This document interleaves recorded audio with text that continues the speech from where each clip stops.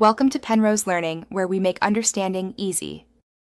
You start by enabling voice chat in the Shrimp game settings. Open audio and switch voice chat on. You should select your input device. Use a headset mic if possible, because clarity matters.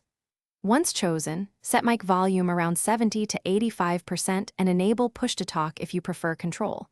You'll see a mic test option. Use it now to confirm signal.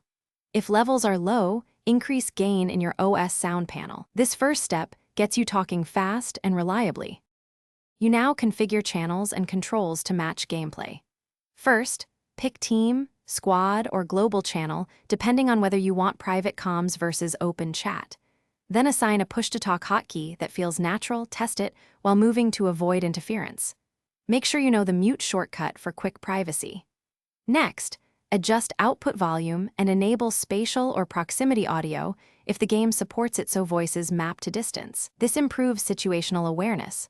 Once done, you finish by running a live test with one teammate to confirm clarity and latency. Once everyone sounds good, start the match. Make sure to use your push-to-talk rhythm so background noise stays out. If you notice lag or dropouts, switch to a closer server or plug into Ethernet to reduce jitter. If you get muted, reassign conflicting keys, restart the game, and verify microphone permissions in your OS. That single troubleshooting tip usually resolves most silent mic problems quickly.